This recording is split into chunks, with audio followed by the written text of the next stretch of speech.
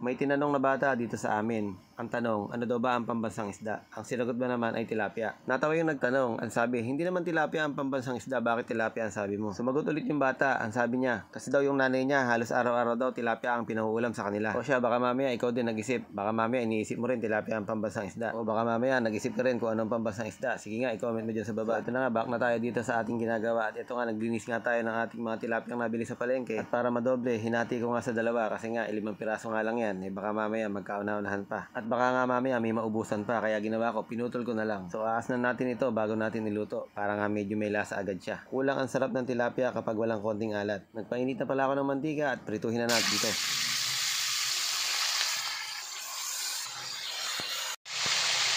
Habang nagpiprito naman tayo, maghihiwa lang tayo dito ng gagamitin nating mga sangkap. So meron tayo dito isang buong repolyo. Maraming salamat sa lahat ng nanonood sa oras na ito. Welcome po kayo sa Cook and Taste. Sa mga hindi pa po nakapollow dyan, mag-follow na po kayo para po mas masaya. Magaganda at malilintog yung aking nabiling saba sa palengke. 40 pesos ang 1 kilo. Diyan ba sa lugar nyo, magkano ang 1 kilo ng saba? Ayos yung ganitong pagkakahinog. Medyo manamis-namis ito pag nilagay mo sa ulam. Yung mga natirang saba, ibabananak ko na lang para may merienda kami mamaya. Gagamit din ako dito ng 2 pirasong patatas. Pwede nyo dagdagan kung gusto nyo mas maraming patatas. Ako kasi 2 lang yung aking available at medyo mapapamahal na yung ating ulam kapag dinagdagan ko pa. Okay na itong mga tilapia natin at hahanguin na muna natin. Tapos piprituhin na lang din natin yung mga susunod pang batch. Okay, para sa kaalaman ng lahat, ang gagawin po nating luto sa tilapia ay pesa. Merong mga nagluluto ng pesang tilapia, hindi na nila piniprito yung isda. Ginagawa nila, ginigisa na nila agad at hilaw na nga lang nilalagay yung mga isda. Medyo nalalansahan ako sa ganong klaseng pagluluto. Kaya ang ginagawa ko, piniprito ko muna yung mga isda. At ang ginagawa ko nga, nagigisa ako ng luya, sibuyas at bawang. Tapos nga, sa huli ko na lang inilalagay yung mga isda. Kasi nga, naprito ko na. Papakita ko na lang sa inyo, kaya tumuto kayo sa video para mas maganda. Pagkalagay ko ng patis, nilagyan ko na ito agad ng tubig.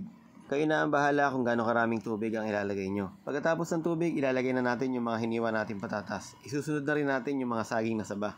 Pakuluin lang natin hanggang sa lumambot na nga itong mga nilagay natin. Naglalagay ako ng konting pamintang pino o pamintang durog. Kapag tansyado ko na malambot na nga yung ating mga saba at saka yung ating mga hiniwang patatas, ilalagay ko na yung mga piniritong isda. At ayan nga yung isang piniritong isda, parang gusto pang umahon, nakatayo pa nga siya. Kung mapapansin ninyo, bakit parang ang konti ng sabaw? Talyasi kasi yung pinagsalangan ko kaya akala mo ay konti ang sabaw. Pero kung ilalagay natin to sa kaserola, marami na rin to. Kapag kumulo na at nailagay na natin lahat ng isda, pwede na natin ilagay yung mga repolyo. Kayo ba guys, ganito rin ba kayo magluto ng pesa? Baka naman pwedeng i-share nyo rito sa ating comment section kung paano kayo magluto ng pesa. Actually po, ang hinahanap ko talaga sa palengke ay dalag o bulig.